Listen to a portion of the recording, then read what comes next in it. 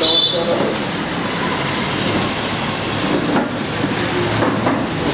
కాంగ్రెస్ ప్రభుత్వం వచ్చిన గత ప్రభుత్వాలు తెలంగాణ సాధించుకున్న తర్వాత బంగారు తెలంగాణ అవుతుందని చెప్పి అందరిని మభ్యపెట్టి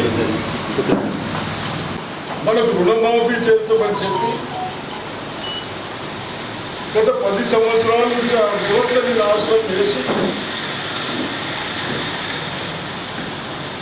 ఏదైతే మనకు రుణాలు వస్తాయో దాంట్లో నాబార్డు కానీ మన స్టేట్ గవర్నమెంట్ కానీ అది కేవలం 6% ఇంట్రెస్ట్కే రావాలి. కానీ రైతులకు ఇప్పుడు 11% వరకు వచ్చింది. ఇవన్నీ దృష్టిలో పెట్టుకొని పిసిసి ప్రెసిడెంట్ బడ్జెట్ ముఖ్యమంత్రి గారు రేవంత్ రెడ్డి గారు ఈ విధంగా చేస్తే బాగుంటుందని నా రైతులకు 2 లక్షల రుణమాఫీ చేస్తామని నేను ప్రామిస్ చేశాను. దాంట్లో భాగంగానే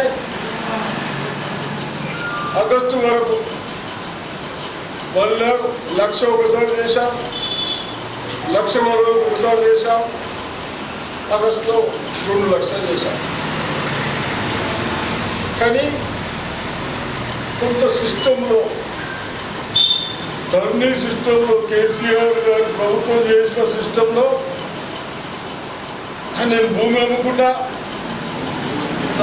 పేదవాడు అన్నాడు, పైసలు లోపొస్తా ఉంటాయి. ఈ విధంగా అన్ని కాంప్లెక్స్ వస్తూ ఉంటాయి.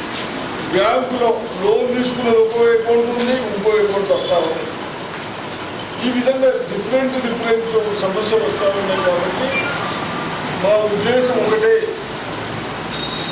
రైతులు పంట పండించే వాళ్లకు 1,00,000 ఉన్న వాళ్ళకు మాఫీ చేస్తాం, 1,00,000 వరకు ఉన్న వాళ్ళకి మాఫీ చేస్తాం, లాస్ట్కు 2 లక్షల వాళ్ళకి మాఫీ చేస్తాం. దాన్ని తప్పనిసరిగా కట్టుబడి ఉన్నాం. దాన్ని కట్టుబడి ఉండి ఆగస్టు 15th వరకు అన్ని కంప్లీట్ చేస్తామన్నా. కాకపోతే ఎక్కడ పోయినా డిఫరెంట్ ప్రాబ్లమ్స్ వస్తూ ఉన్నాయి. కాబట్టి తప్పనిసరిగా 2 days నుంచి 2 రోజుల నుంచి అగ్రికల్చర్ ఆఫీసర్స్ కానీ తహసీల్దార్లు కానీ ప్రతి గ్రామానికి తిరిగి మీ ఒపీనియన్, మీ బాధలు, ఆ బాధలన్నీ పరిష్కరించుకున్న తర్వాత కూడా మీ లోన్ మీకు తప్పనిసరిగా ఒకటే అడుగుతా ఉన్నాను.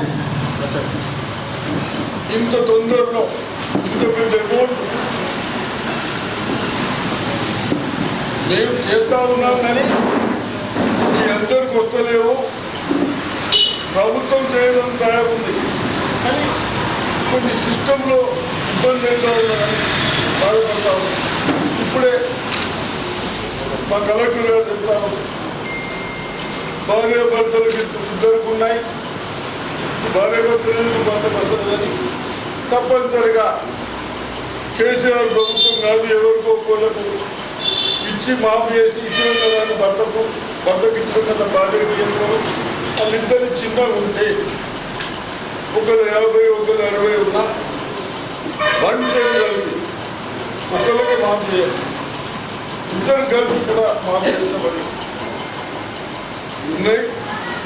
ఈ విధంగా చాలా అకౌంట్స్లో అదే ప్రాబ్లం ఉన్నాయండి. దయచేసి ఇవన్నీ మనం పరిశీలిస్తూ ఉన్నాం. మేము చెప్పినాము, కాంగ్రెస్ పార్టీ మీ అందరి బాధలు, మీ ఆవేదనలు చూసిన తర్వాత చెప్పాను.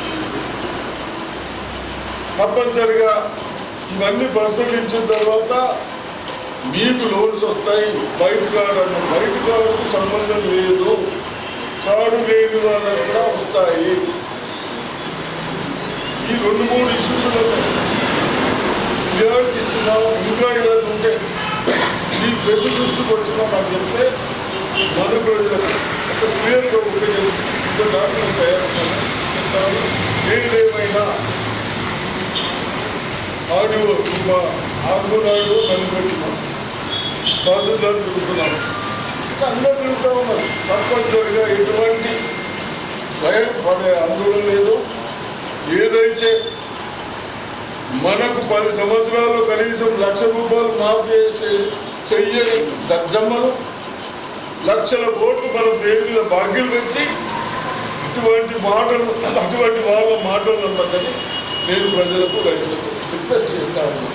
ఎస్, మేమున్నాం, లిఫ్ట్లు కట్టించినాం, డెవలప్మెంట్ చేసినాం, మెడికల్ కాలేజ్ కట్టాం, మోడల్ స్కూల్ కట్టాం. ఈ 10 సంవత్సరాల్లో బంగారు తెలంగాణ అనే వ్యక్తులు మరి ఏం చేసిందో చూపించాలనుకుంటాము.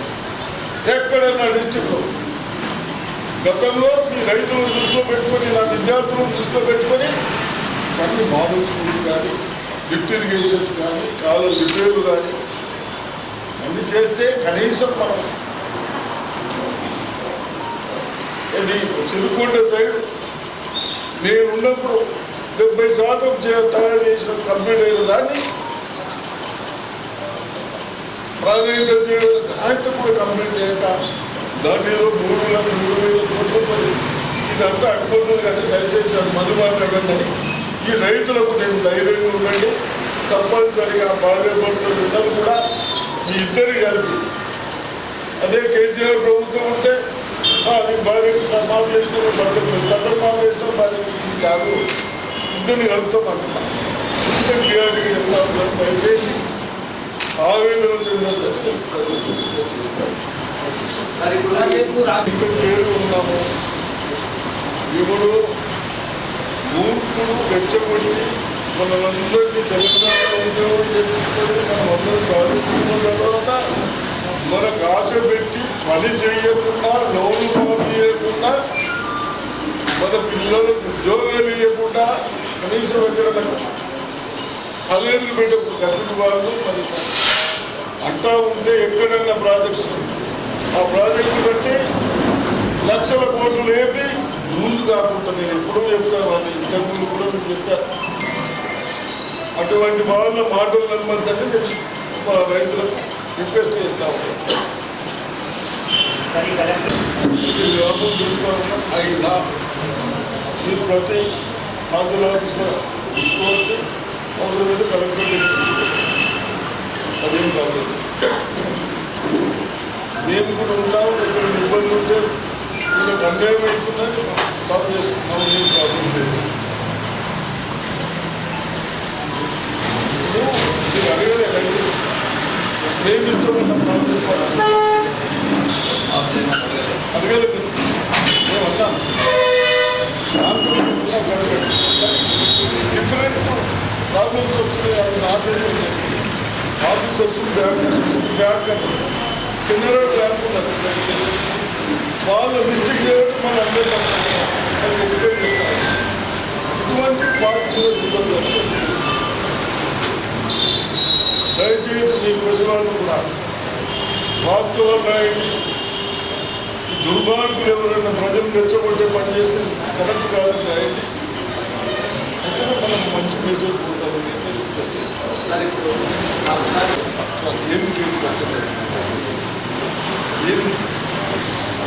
రాహుల్ గాంధీ గురించి మాట్లాడే హక్కు రాజీవ్ గాంధీ